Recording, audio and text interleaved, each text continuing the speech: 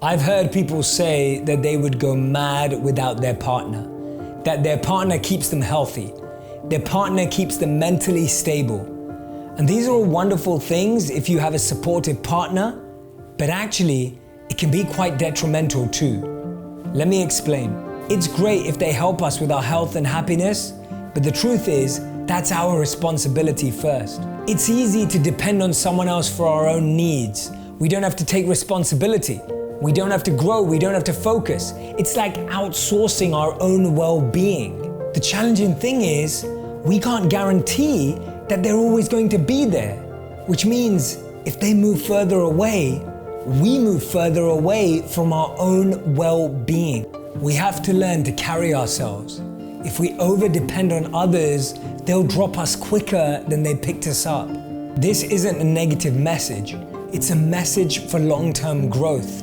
It's important that our health and happiness starts with us first. Not your partner, not your job, not your friends, not your family. Happiness is how we feel about ourselves when we're by ourselves. Often we feel amazing when we're surrounded by people, but when we're alone, we feel lonely and disconnected. When there's space and silence, we feel unhappy and depressed. It's in those moments where we realize how we feel about ourselves is so much more important. It's been famously said, don't depend on anyone too much in this world because even your own shadow leaves you in the darkness. There are people that are always there for you in the dark times and the good times. Recognize them, acknowledge them, and express gratitude, but don't depend on them wholeheartedly. And the way to know whether you're over-dependent is when your dependence drains the other person's time and energy. It ends up pushing them away rather than bringing them closer. There are two big mistakes we make.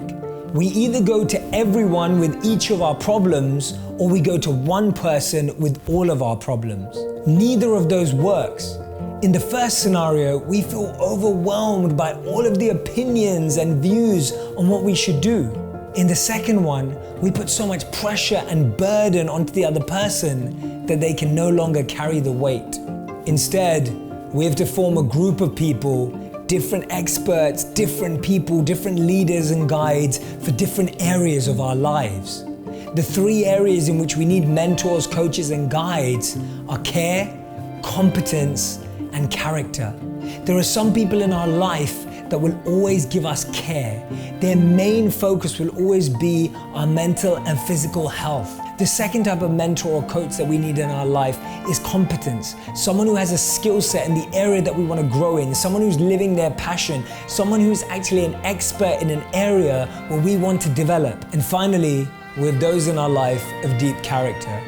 People who can guide us in the toughest of times.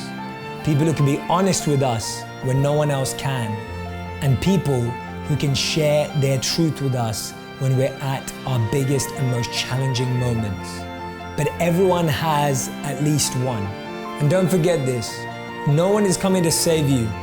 You have to save yourself. No one is coming to change your life. You have to change yourself.